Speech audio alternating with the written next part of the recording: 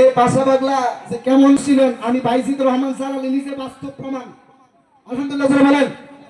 আমার একটা রোগ হয়েছিল যখন আমি অনেক ছোট, মাদ্রাসায় যখন মসজিদ মাদ্রাসায় যখন আমি পড়ি, ওই সময় আমার মুখের মধ্যে কে জানি আমারে চোখ লাগাই দিছে, গেলেন না বাসা যেটা চোখ লাগাই দিছে। আমি টানা 1 মাস যাবত ভাত খাইতে পারি নাই। আমি টানা 1টা মাস যাবত ভাত খাইতে পারি নাই। বিভিন্ন ডাক্তার বিভিন্ন কবিরাজ আমার আব্বা আম্মা গেছে, কোনো কাজ হয় নাই। আমি পানি খেয়ে থাকছি টানা 1.5 মাস। আল্লাহু আকবার বলেন। এরপরে যে কোনো মাধ্যমে পাশাপাগুলোর কাছে আমার দাদু আইছে, এরা আমাকে নিয়ে আসে এবং আমার আম্মাকেও নিয়ে আইছে। নিয়ে আসার পরে ওই যে পাশাপাগলা এখন যে ঘরটার মধ্যে মাজার হয়েছে, ওই মাজারের এই সামনে যে ঘরটা, এই গড়িতে আগে থাকতো, ঠিক কিনা বলেন? উনি যেই জায়গার মধ্যে বসা থাকতো এই দিকটা কিন্তু জানালা খোলা থাকতো, ঠিক কিনা বলেন?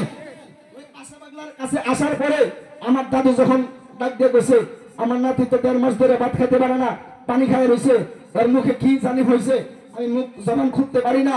এবার পাশাপাগলা ওই জানালার দিকে ছায়া কইছে, কাজ করো আজকে মাগরিবের আজানটা দিলে, মাগরিবের নামাজটা পড়ার পর সাথে সাথে একটা মুসল্লিও যাতে মসজিদ থেকে না বাইরে হতে পারে, তুমি 1 প্যাকেট সুপার বিস্কুট। কি বিস্কুট?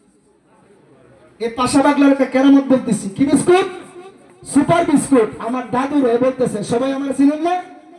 আমার দাদুকে বলতেছে যে 1 প্যাকেট সুপার বিস্কুট একটা মুসল্লি যাতে মসজিদ থেকে বাইরে না হইতে পারে, প্রত্যেকটা মুসল্লির হাতে হাতে তুমি দিয়ে দিবা।